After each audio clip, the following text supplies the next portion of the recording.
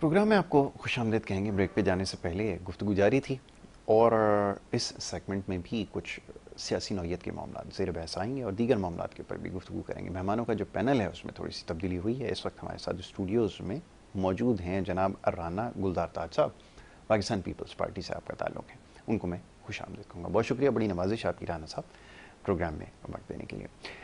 राना साहब, आजकल जो मौजूद गुफ्तगू है बिलखुसूस इस जो शहर जिसमें हम रहते हैं, इस वक्त हम बैठे हुए हैं, वो ये कि अगला मेयर कौन होगा। अब ये कि आपकी जमात के पास अक्सरियत बज़ाहिर नज़र आ रही है, दीगर जमातें भी दावेदार हैं कि हमारे पास भी अक्सरियत है, और इस सारे सियासी अमल में क्योंकि इंतखाबात को ग़ालिबन जनवरी में ये मामला तय हुए थे और आज जो है उसको जून के महीने तक हम पहुँच चुके हैं, लेकिन मामला जो है वो अभी तक नहीं संभल पा रहा है।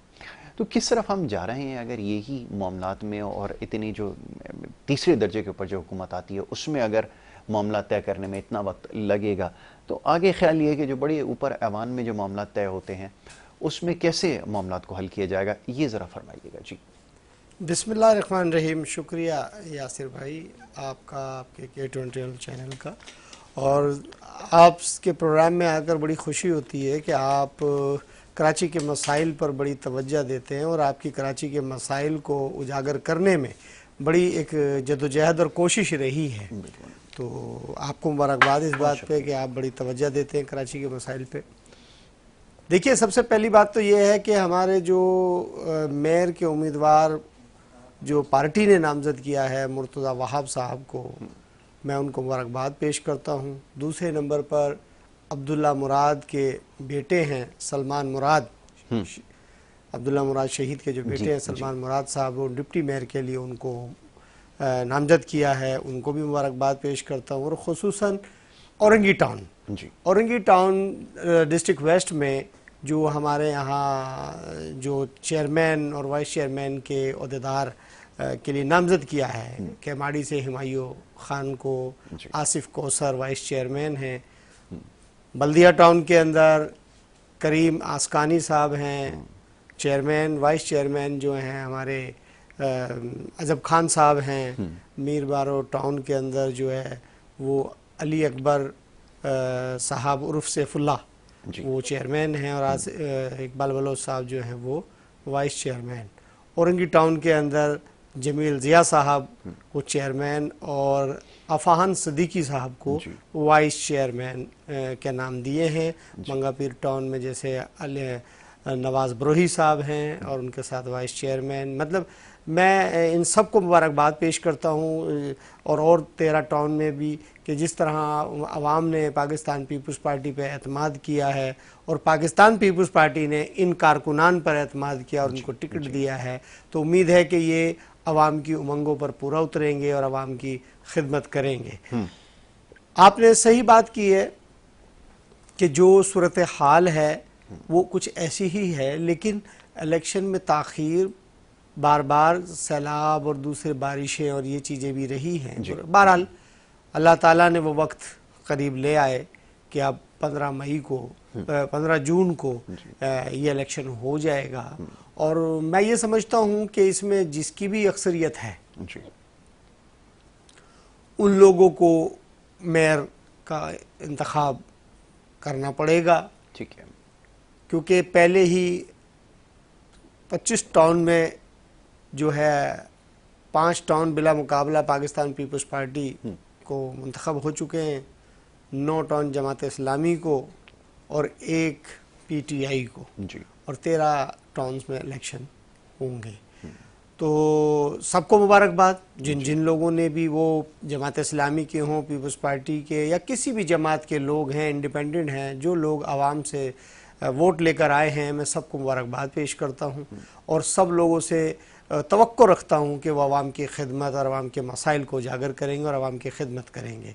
इसमें जमात इस्लामी, पीपल्स पार्टी या PTI नहीं है, मैं सब की बात कर रहा हूं।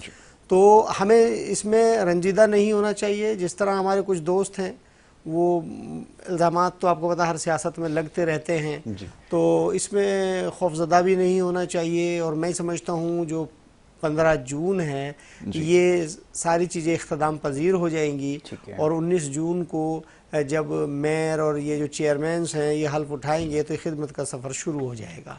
तो इसमें हमारी तरफ से तो कोई ऐसा इश्यूज़ नहीं है।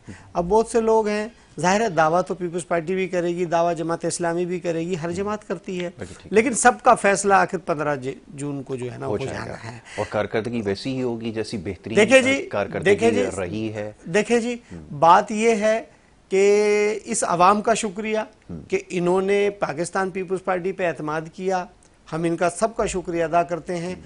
और अब पाकिस्तान पीपल्स पार्टी पे जिम्मेदारी आयद हो जाती है कि वो कितनी खूबसूरती से और कितनी जदोजहद और मेहनत और लगन के साथ इस आवाम की खिदमत करती है, आवाम के मसाइल को और हुकूमत के जो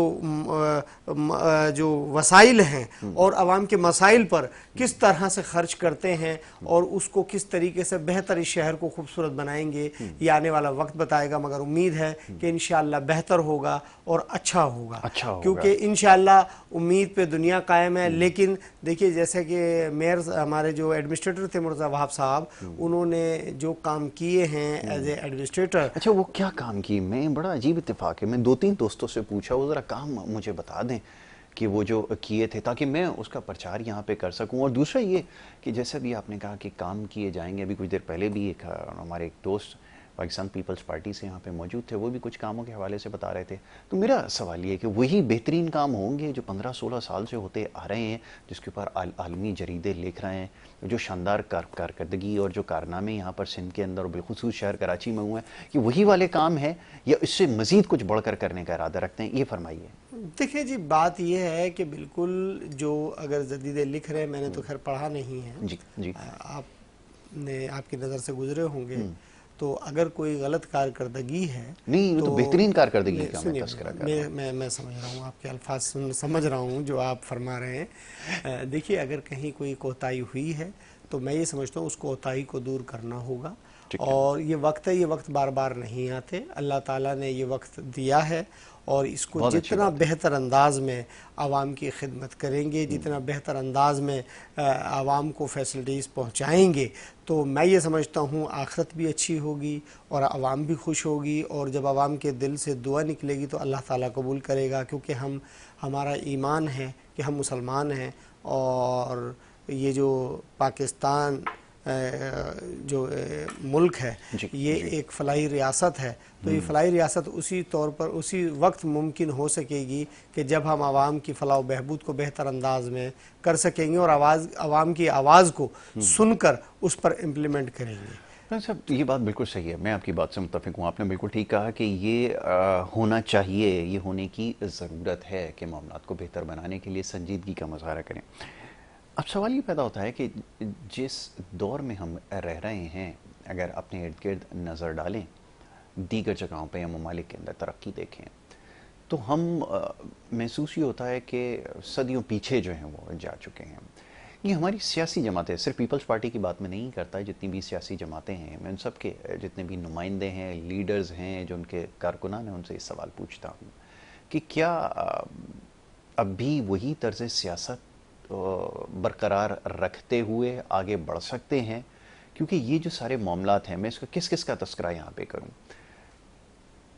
कब इस चीज़ का अंदाज़ा होगा, इदराक होगा कि अब हम उस दौर में रह रहे हैं कि जहाँ पर आप कारकर्दगी ही अपनी सिर्फ दे सकते हैं और उसकी बुनियाद के ऊपर जो है वो कर सकते हैं, आगे बढ़ सकते हैं? कब इस चीज़ का इदराक होगा और वो अमलन हमें कब नज़र आएगा? क्योंकि जिस तरह के काम हो रहे हैं उससे बज़ाहिर लगता नहीं है कि वो जो तरक्की की मनाजिल हैं हम तय कर सकें। देखें यासिर भाई, आपने सही फरमाया, पाकिस्तान पीपल्स पार्टी ने कभी भी अपनी पूरी हिस्ट्री में कभी भी महाज़ाराई की सियासत नहीं की और हम महाज़ाराई की सियासत को पसंद नहीं करते, हम रिकंसिलेशन की सियासत को पसंद करते हैं। और महाज़ाराई में क्योंकि तरक्की नहीं होती, महाज़ाराई में सारा वक्त जो है वो महज बयानबाजी और दिल में बुग़्ज़ रखने से वो टाइम एक्सपेंड होता है और उसका कौम का नुकसान होता है। तो मसला बदकिस्मती है, हम तो आज भी आपके प्लेटफॉर्म से भी कहते हैं और मैं हमारे को चेयरमैन आसिफ अली जरदारी साहब भी यही फरमाते हैं, बिलावल भुट्टो जरदारी साहब भी यही कहते हैं कि जी आए, मिल बैठें और मिल बैठकर जो है मसाइल का हल तलाश करें। हम आपस में महाजराई न करें, क्योंकि देखिए जमहूरियत को नुकसान होता है महाजराई में। हम एक दूसरे को, कभी कोई एम्पायर की तरफ चला जाता है, कोई कहीं चला जाता है, तो हमें सबको अवाम की तरफ आना चाहिए, हमें एम्पायर के पास नहीं जाना चाहिए। एम्पायर या दूसरे, देखिए हम पता नहीं हमें क्या हो गया है, और जब हम थक जाते हैं, हार जाते हैं, तो फिर अवाम की तरफ आ जाते हैं। तो हमें हर टाइम अवाम की तरफ रुजू करना चाहिए, अवाम की राय का एहतराम करना चाहिए और अवाम के दिए हुए मैंडेट का एहतराम करना चाहिए। इस पर हमें जमहूरियत को मजबूत करना है। तो हमने तो कभी भी ऐसी महाजराई की सियासत को फ़रोग नहीं दिया, हमने तो हमेशा मजम्मत की है। हमने मौजूदा दौर में भी हमने कभी भी इसका हिस्सा ना बने हैं और ना बनने की कोशिश करते हैं, क्योंकि इसलिए कि पाकिस्तान पीपल्स पार्टी की बड़ी स्ट्रगल है जमहूरियत के लिए, और जमहूरियत के लिए पाकिस्तान पीपल्स पार्टी ने अपने सैकड़ों कारकुनों की कुर्बानी दी है, जेलें काटी हैं। हमारे 2 जो चेयरमैन हैं वो शहीद हुए हैं इसी जमहूरियत के लिए, इस पाकिस्तान के लिए। तो हम कभी नहीं चाहेंगे कि जमहूरियत डीरेल हो और पार्लियामेंट जो है वो डिसॉल्व हो। पार्लियामेंट की बालादस्ती होनी चाहिए, आइन की सुपरवेसी होनी चाहिए। बहुत अच्छी बात तो है। यही हमारा मकसद है। हम कभी नहीं चाहेंगे, हम तो यही चाहेंगे, आज भी सब लोगों को कहेंगे कि एक टेबल पे आएं, बैठें। बहुत अच्छी बात है रानी साहब, ये तो बड़ी अच्छी बात आपने की है। लेकिन ये हमारी जितनी जिद्दोजहद और कोशिशें और काविशें हैं, ये हमें सिर्फ महज हुसूल इक़्तिदार के लिए सारी चीज़ें नज़र आई हैं। बड़ी माज़रत मैं आपको चाहूँगा, बड़े तकलीफ अल्फाज हैं, लेकिन ये पाकिस्तान की कुल सियासी जमातें जो यहाँ पर हैं, इस वक्त सियासत कर रही हैं, चाहे भी किसी भी शक्ल में हो, ये सारी कोशिशें और ये सारी जो इनकी, आप समझ लें कि जो सियासत का महवर और मरकज़ है वो यही है कि महज इक़्तिदार को हासिल कर लिया जाए, और फिर उसके बाद जो कुछ होता है वो हम सबके सामने, और इस दफ़ा भी ऐसा ही कुछ हुआ है। तो इसका दिफा कैसे किया जाएगा? ये बात तो बिल्कुल सही है कि एक हुसूल इक़्तिदार के लिए बेपनाह कुर्बानियाँ दी हैं, जिद्दोजहद की है, इसमें मारे भी खाई, जेलें भी गई हैं, लेकिन ये हुआ सिर्फ हुसूल इक़्तिदार के लिए। इक़्तिदार हासिल करने के बाद क्या हुआ, ये अलग कहानी है। तो ये कब इस चीज़ का इदराक होगा कि ये सब कोशिश और काविशें जो सिर्फ इक़्तिदार के हुसूल के लिए थी, उसमें आवाम भी कहीं ना कहीं शामिल है, उसको भी इसके समरात पहुँचने चाहिए। अगर उन्होंने आपका साथ दिया है, आप जो कोई मूवमेंट के लिए बाहर निकलते हैं, मुझे याद है कि वो एक जज थे, उनको जब घर भेजा गया तो उसके लिए तमाम लोग जो है वो घरों से निकल आए और सियासी जमातों ने उस पर बड़ी सियासत की, सब कुछ हुआ, लेकिन उसके बाद जो हुआ वो तारीख के अंदर दर्ज है। गुजारिश ये कि ये ज़रा फरमाइएगा कि कैसे इस चीज़ का इदराक होगा, और पानी लीजिए, तो ये कैसे इस चीज़ को ठीक करेंगे, आवाम को कैसे डिलीवर करेंगे। मैं चाहूँगा ज़रा इसके बारे में भी गुफ्तगू कर लें, क्योंकि आज बजट भी पेश होने जा रहा है, लोग इस हवाले से भी सवालात भेज रहे हैं, तो मैं उसकी तरफ बाद में आऊँगा। ज़रा ये फरमाइएगा जी। देखिए जी, जहाँ तक जजिस की बात थी, तो देखिए हमने हमेशा अदलिया का एहतराम किया है। हमने कभी भी अदालतों के फ़ैसलों को नज़रअंदाज नहीं किया। हमने अदालती फ़ैसलों का एहतराम, देखिए मैं आपसे बताता चलूँ, शहीद जुल्फ़िकार अली भुट्टो को अदालती कत्ल किया गया, हमने कभी भी कोई ऐसा इक़दाम नहीं किया, हमने उसको तस्लीम किया। देखिए हमारे इलेक्टेड वज़ीर आज़म यूसुफ रज़ा गिलानी साहब को घर भेज दिया गया, हमने उस फैसले को भी तस्लीम किया। इस तरह और बहुत सारे फैसले हैं जिनको हमने तस्लीम किया। हमने कभी अदालतों पर शब खून मारने की कोशिश नहीं की।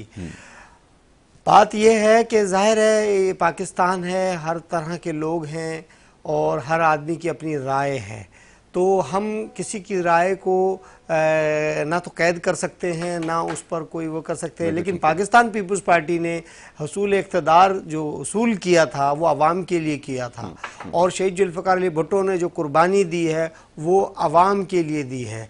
आज के जो अपने आप को एक बहुत मौसूफ़ हैं, जो कह रहे थे, वो आज दुनिया से कहते हैं, ये जी कल वही अमेरिका को कह रहे थे कि जी अमेरिका ने साजिश की है, अमेरिका ने मुझे ये चीज़ें जो है मुझे यहाँ से निकलवाया है। आज वो अमेरिका को ही कह रहे हैं कि जी मुझे यहाँ से पाकिस्तान से निकलवाएं।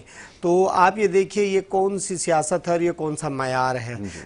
शहीद जुल्फ़िकार अली भुट्टो ने कभी भी ये नहीं कहा, दुनिया ने उनसे अपील की पाकिस्तान से कि इसको हमें दे दिया जाए, हमारे इसको छोड़ दिया जाए, लेकिन भुट्टो साहब ने कहा मैं पाकिस्तान नहीं छोड़ूंगा और मैं पाकिस्तान में रहूँगा।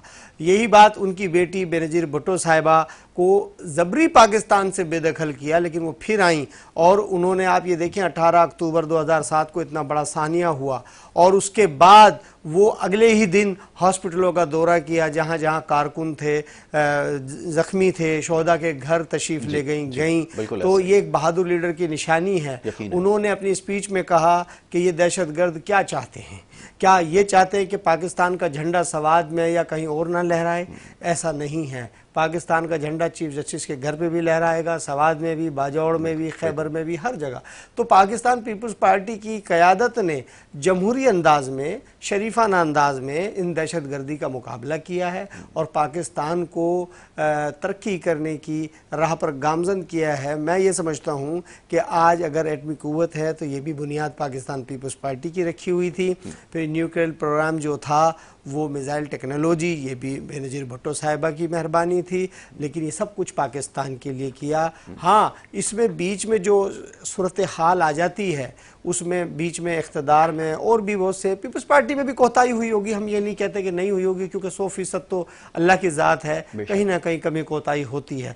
तो मैं ये समझता हूँ इस वक्त जो चेयरमैन बिलावल भुट्टो जरदारी और आसिफ अली जरदारी साहब हैं, वो उन कोताहियों को सामने रखते हुए जदोजहद कर रहे हैं, आगे बढ़ रहे हैं और अवामी राब्ता मुहिम तेज़ की हुई है, लोगों से मिल रहे हैं और इंशाअल्लाह हमारी कोशिश है कि जो कोताहियाँ हुई हैं वो कोताहियाँ ना हों और पाकिस्तान का ज़रा मुआदला बढ़े और इसको हाई लेवल पर लेकर जाएं। तो ये कोशिश है। मुराद साहब, उसकी तरफ मैं आऊँगा, ज़रा अभी आगे चल के उस हवाले से भी बात करेंगे ना कि पाकिस्तान की सतह पे क्या कुछ हो सकता है, लेकिन पहले ज़रा शहर कराची के हवाले से बात हो जाए ना। लोग तो यहाँ पे ये जानने के लिए बेचैन हैं कि वो कौन सा प्लान ऐसा है जो देंगे, क्योंकि ये पीपल्स पार्टी की मैं समझ लूँ कि एक बदकिस्मती है, उसमें उनका कसूर कोई नहीं है कि इस शहर में जो ये सियासत कर रहे हैं, यहाँ पर वो हैं, यहाँ पे थोड़े बहुत लोग पढ़े लिखे हैं जो मामलात को समझते हैं।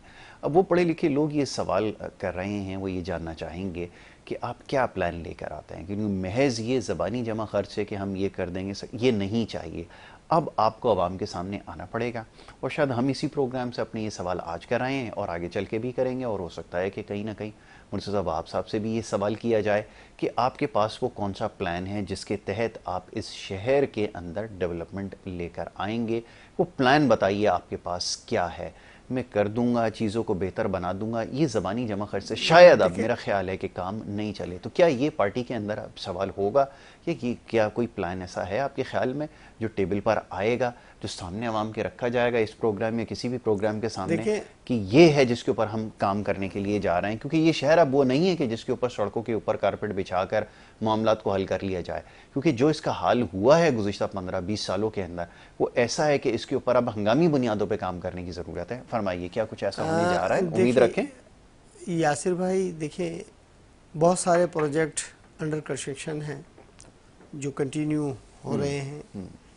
स्कूलों का इंफ्रास्ट्रक्चर को ठीक किया जाएगा और किया भी जा रहा है। अस्पतालों की हालत ज़ार को दुरुस्त किया जाएगा, जिस पे कोशिश हो रही है, क्योंकि कुछ रुकावटें हैं, उन रुकावटों को भी किस किस्म की रुकावटें? पहले तो ये कहा जाता था कि जी MQM हमारी इत्तेहादी जमात है, उनकी वजह से हम कुछ नहीं कर पा रहा है। मेरे ख्याल में उसको भी ख़त्म हुए सिलसिले को 2013 हो चुका है, आखिरी जो आपकी वो थी।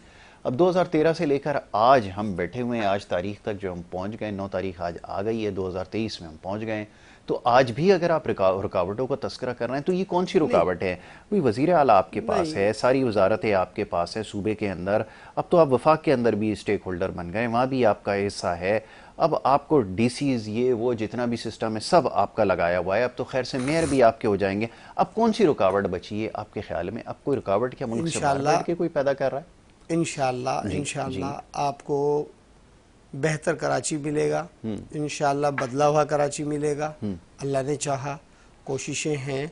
और मैं आपको गुजारिश ये करता चलूँ कि अदी फरियाल तालपुर साहिबा और बिलावल भुट्टो जरदारी साहब और आसिफ अली जरदारी साहब की खुसूसी तवज्जो है कराची के ऊपर कि कराची को बिल्कुल दुरुस्त किया जाए। तो बिल्कुल ऐसी बात नहीं है। ये कोताहियाँ मैंने आपसे पहले भी कहा कि हमसे हुई होंगी और हुई भी हैं और उनको दूर किया जाए और कोशिश ये की जाए कि आइंदा ऐसी कोई कोताही ना हो जिससे कि अवाम को मुश्किलात से गुजरना पड़े, क्योंकि वाकई ही ये परेशानी रही है। शहर बड़ी जंगो जदल का शिकार रहा है। अल्लाह ताला ने सुकून पैदा किया इस शहर में, आज शहरी सुकून का सांस ले रहे हैं, शुक्र अल्हम्दुलिल्लाह। लेकिन इंशाअल्लाह जी देखिए, कराची शहर में जो माजी में कितना कत्लो गारत गरी रही, कितनी मुश्किलात रही, ये तो आपके सामने है। आज अल्लाह का शुक्र है कि अमन का गहवारा है, सुकून है, लेकिन आप ये देखिए जहाँ तक स्ट्रीट क्राइम वगैरह है, ये तो हरी वो है। जी देखिए, ये यकीनन इस बात को नजरअंदाज नहीं किया जा सकता कि जो टारगेट किलिंग और इस तरह के वाकयात थे वो यकीनन नहीं है, लेकिन अमन का गहवारा कह देना तो बड़ी भारी जिम्मेदारी आयद होती है। सब जवाब लूंगा, ब्रेक के लिए कह दिया गया है, जरा इसके ऊपर तफसील से गुफ्तगू करेंगे ना। अमन का गहवारा शहर कराची कानों को बड़ा अजीब लगता है। एक ब्रेक के लिए कहा जा रहा है, ब्रेक ले लेते हैं, ब्रेक के बाद वापस आते हैं, गुफ्तगू जारी रखेंगे। देखते रहिए गुड मॉर्निंग कराची।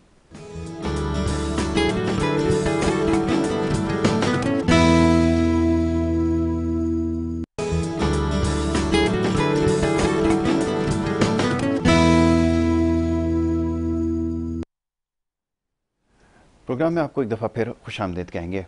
ब्रेक पे जाने से पहले गुफ्तगू का सिलसिला जारी था। मुल्क की इस वक्त सियासी सूरत हाल और ख़ास तौर पे जो शहर कराची की और बिलखुसूस सूबा सिंध के हवाले से बात हो रही थी, जो यहाँ की हुकूमत है, सूबाई हुकूमत, और इसके अलावा जो अब शहरी हुकूमत भी बनने जा रही है, उसके अलावा भी जितने निज़ाम हैं, जो डीसीज़ वगैरह हैं, जो पता नहीं किस काम के लिए होते हैं, लेकिन वो भी इन्हीं के मातहत हैं।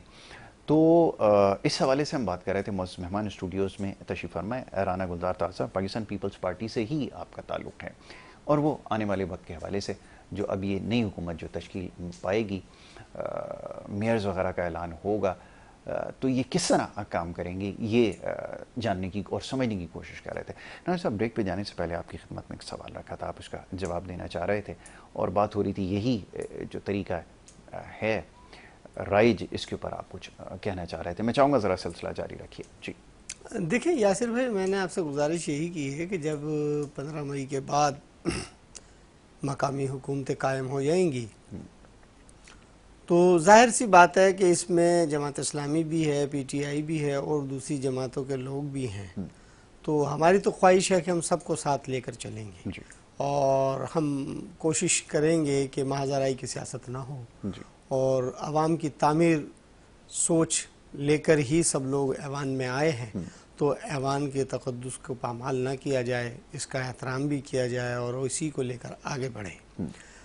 कोताहियाँ बिल्कुल उन्हीं लोगों से होती हैं जो काम करते हैं, और उन कोताहियों को दूर किया जा रहा है, काफ़ी हद तक कर चुके हैं, मज़ीद कर रहे हैं। और देखिए, जब इख्तलाफात होते हैं या मुखालफीन तनकीद करते हैं तो मैं ये समझता हूँ वो तनकीद हमारी इस्लाह है, क्योंकि जाहिर है कहीं कोताही हो रही है तो वो ऐवान में शोर करते हैं। वो ऐवान एक जाहिर है बोलने का मौजूद जगह है वहाँ, तो हमें उसको सोचना चाहिए कि ये क्यों तनकीद कर रहे हैं और इसका क्या मसला है और इसको कैसे हल किया जाए। तो उसको हल करना मौजूदा हुक्मरानों की जिम्मेदारी है और उसे हमें करना भी चाहिए। तो हमें उस तनकीद को मुखालफत में लेकर नहीं जाना चाहिए, तामीर पर लेकर आना चाहिए कि तामीरी सोच पैदा करें। तो पाकिस्तान पीपल्स पार्टी इसी जज्बे के साथ आगे बढ़ रही है और हम बिल्कुल सब लोगों को साथ लेकर चलेंगे। शहर के अंदर जहाँ जहाँ भी मुश्किलात हैं उन मुश्किलात को दूर किया जा रहा है और करेंगे इंशाअल्लाह।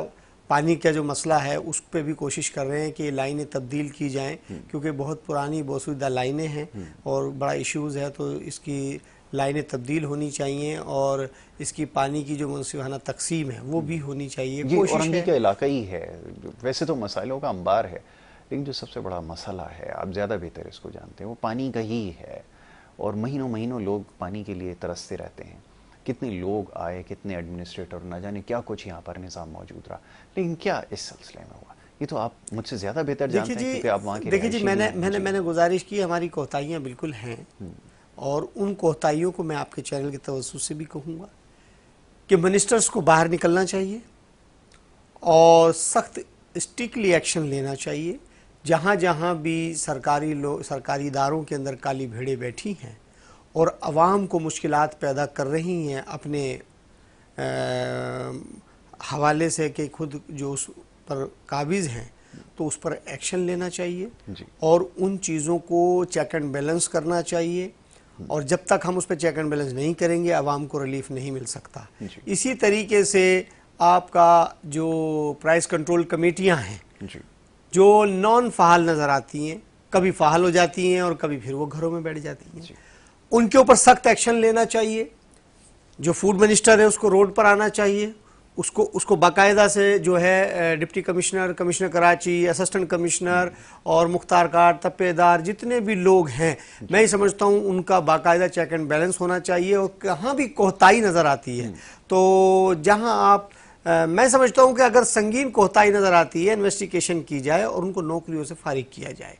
क्योंकि इसलिए कि जब उनको इतना सख्त एक्शन नजर आएगा तो जो दूसरे लोग होंगे उसके ऊपर वो बेहतर अंदाज में अमल कर सकेंगे, अवाम को रिलीफ। अब कुछ जिम्मेदारियां अवाम पर भी आयद होती हैं, अवाम पर भी उतनी ही जिम्मेदारी है जितनी हुकूमत पर है। हुकूमत से ज्यादा अवाम की और अवाम से ज्यादा हुकूमत पर, तो दोनों के कोऑर्डिनेशन होना बहुत जरूरी है। अवाम हमारी क्या करती है कि मिसाल के तौर पे अगर कोई चीज 20 रुपए किलो फरोख्त हो रही है और उसके ऊपर गवर्नमेंट ने पैसे कम करे हैं, तो अवाम जो है वो उससे पैसे कम नहीं करते। यानी कि जो हमारे दुकानदार हैं वो पैसे कम नहीं करते, वो कहते हैं नहीं मजीद महंगा हो गया है। अच्छा, ये अवेयरनेस की कमी है। गवर्नमेंट को चाहिए कि फौरी तौर पर उस पर एक्शन लें कि भाई जब हमने आटे के ऊपर अगर 10 रुपए कम किए हैं तो ये अवाम को इसके समरात क्यों नहीं पहुंच रहे 10 रुपए के, या अगर हमने पेट्रोल पर 8 रुपए कम किए हैं या 5 रुपए कम किए हैं तो ये 8 रुपए अवाम को इसके समरात क्यों नहीं पहुंच रहे। तो गवर्नमेंट को चेक एंड बैलेंस की जरूरत है और अवाम को हुकूमत का साथ देने की इसलिए जरूरत है कि जब पैसे कम हुए तो वो कम करें ताकि ये निचले तबके तक इसके सम्राट पहुंच सके। तो यहां तो मसला कुछ अजब हुआ है। तो हुकूमत को अपनी जो रिट है वो सख्ती से अमल दरामद करवानी है और अवाम को भी एक कदम पीछे हटकर अवाम के लिए सोचना चाहिए। जो दुकानदार हजरात हैं उनको ये सोचना चाहिए कि जो बेचारे गरीब अवाम है जो परेशान है उसको कैसे रिलीफ मिलेगा। तो हम दोनों का ये एक मसला है और इस मसले को हल करने के लिए चाहूंगा, ये आपने बिल्कुल ठीक कहा कि अवाम को सोचना चाहिए, कीमतों को कम करना है, ये सारी बातें अपनी जगह हैं। लेकिन फिर मैं ये सोचता हूँ कि ये जो कमिश्नर और ये दीगर जो लोग आपने भर्ती किए हुए हैं, करोड़ों रुपए की गाड़ियों में घूम रहे हैं, पीछे मोबाइल के काफिले इनके चल रहे हैं, तनख्वाहों की मद में, अलाउंसेस की मद में गैर मुल्की दौरे भी हो रहे हैं, सब कुछ हो रहा है। तो ये जो सिलसिला है, ये जो सारा मेला सजा हुआ है, ये किस मकसद के लिए है? अब दूध की कीमत का तस्करा मैं करूं, अगर दूध की कीमत भी नहीं कंट्रोल कर सके गुजारिश करता चलूं, तो फिर ये जो इतने बड़े बड़े दफातर बैठे हुए हैं और ये जो अफसरशाही चल रही है, लोग तो ये सवाल करेंगे इन सारी चीजों का मकसद क्या है, और फिर मेयर लाके और क्या ऐसा काम आप कर लेंगे। उस वक्त भी उधर यही पेश किया जाएगा कि लोगों को सोचना चाहिए। जी फरमाइए। इस पर मैं आपसे गुजारिश करूंगा और हुकूमत वक्त से भी कहूंगा कि ये जो बड़ी बड़ी गाड़ियों में घूमते हैं, ये जो एक अफसर 8-8, 6-6, 7-7 गाड़ियां इस्तेमाल कर रहे हैं सरकार की, पेट्रोल इस्तेमाल कर रहे हैं, भारी तनख्वाहें हैं, मेरा अपना मौकफ ये है कि इनसे फिलफौर तमाम गाड़ियां वापस ली जाएं, इनको एक गाड़ी दी जाए, पेट्रोल की कटौती की जाए। क्योंकि एक गरीब आदमी एक ग्रेड से 9 ग्रेड 10 ग्रेड का आदमी वो पानी भी खरीद के पी रहा है, वो बिजली का बिल भी दे रहा है, वो गैस का बिल भी दे रहा है, वो तमाम चीजें टैक्सेस दे रहा है। और ये जो बड़ी बड़ी पोस्टों के लोग हैं ये ना तो टैक्स दे रहे हैं, ना ये मतलब पानी भी फ्री पी रहे हैं, ये बिजली का बिल भी फ्री इस्तेमाल कर रहे हैं, ये गैस भी फ्री इस्तेमाल कर रहे हैं, ये सरकार के तमाम वसाइल जो है वो ये इस्तेमाल कर रहे हैं। तो क्या हम IMF से कर्ज इनके लिए ले रहे हैं या अवाम के लिए ले रहे हैं? ये बड़ा अफसोसनाक अमल है। तो मैं ये समझता हूं हुकूमत वक्त को चाहिए कि सादगी अपनाएं, पॉलिटिकल पार्टियों को भी चाहिए कि अपने दफातर में सादगी अपनाएं और हम जितने पैसे बचेंगे ताकि वो अवाम पर खर्च किए जा सके। हम ये जो IMF और दूसरे मुल्कों से भीख मांगते हैं इससे हमें छुटकारा होगा। हम वर्ल्ड बैंक से पैसे मांगते हैं, IMF से मांगते हैं, एशियन डेवलपमेंट बैंक से पैसे मांगते हैं, हम दूसरे इदारों से पैसे मांगते हैं कि जी हुकूमत चलानी है। तो बात यह है कि हुकूमत से ज्यादा अखराजात तो इस शाही प्रोटोकॉल पे आ जाता है। तो ये खत्म होना चाहिए, ये अफसोसनाक अमल है, ये नहीं होना चाहिए। क्योंकि देखिए दूसरे मुल्कों के अंदर भी इतनी गाड़ियों का लाव लश्कर नहीं होता। गो के मेरी बात किसी को बुरी लग रही होगी क्योंकि जाहिर है जो शाही अखराजात हैं जिनके गाड़ियां हैं उनको मैं बड़ा बुरा लग रहा हूँ, मगर खुदारा आप अवाम का सोचें, आप भी इंसान हैं। और मैं ये समझता हूं कि जी जो एक गरीब आदमी है जिसकी तनख्वाह 15,000 रुपए है वो कैसे जिंदगी गुजार रहा होगा, किराए के घर में रह रहा होगा। आपके तो 15,000 रुपए पर डे का एक इंसान का अपना जाती खर्च है। तो ये ये चीज़ सोचनी चाहिए। अगर किसी को इस बात पे मैं समझता हूँ बुरा लगता है तो मैं इस पे माजरत खा हूँ, क्योंकि ये तल्ख हकीकत है कि ऐसा ही हो रहा है। और मैं पीपल्स पार्टी की गवर्नमेंट को भी कहता हूँ, नवाज शरीफ साहब की गवर्नमेंट को भी शहबाज शरीफ की गवर्नमेंट को भी कहता हूँ कि आम गरीब आदमी को रिलीफ देने के इकदाम किए जाएँ, क्योंकि पाकिस्तान बहुत मुश्किलात में है।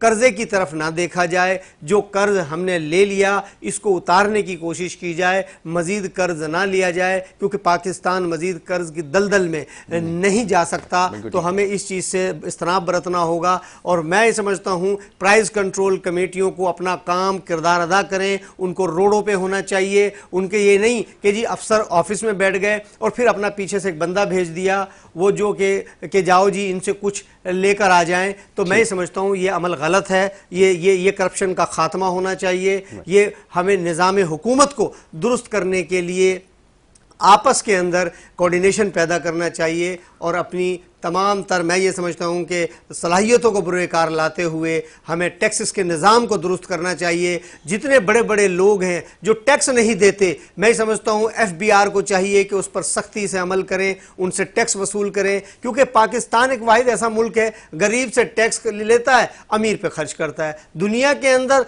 अमीर से टैक्स लिया जाता है, गरीब पे खर्च किया जाता है। ये एक अजब कानून है, इस कानून में अमेंडमेंट आना चाहिए, ये बहुत ज़रूरी बात है। और मैं ये बात भी कहता हूँ कि पाकिस्तान को तरक्की की राह पर गामजन करने के लिए तमाम लोगों को अपने इख्तलाफात ख़त्म करने चाहिए। हमें इदारों को मुस्तहकम करना है। पाकिस्तान के इदारों की तंजीमें नो करें आप, क्योंकि हम यहाँ पर हर आदमी अपने अपने मामलात को जो है वो अपनी अपनी सुपरवेसी दिखाता है। नहीं, सबसे बड़ा पार्लियामेंट है, इससे बड़ी कोई भी इदारा सुप्रीम नहीं है पाकिस्तान में। सब पार्लियामेंट के मातहत हैं, सब आइन के मातहत हैं, सब आइन की सुपरवेसी पे अमल करना चाहिए। तो मैं ये समझता हूँ कि पाकिस्तान को तरक्की की राह पे गामजन करना यही होगा कि हम सब लोगों को सादगी अपनानी होगी। हम सब लोगों को जो है ना कानून पे अमल करने के लिए, ताकि गरीब को रिलीफ दिया जा सके,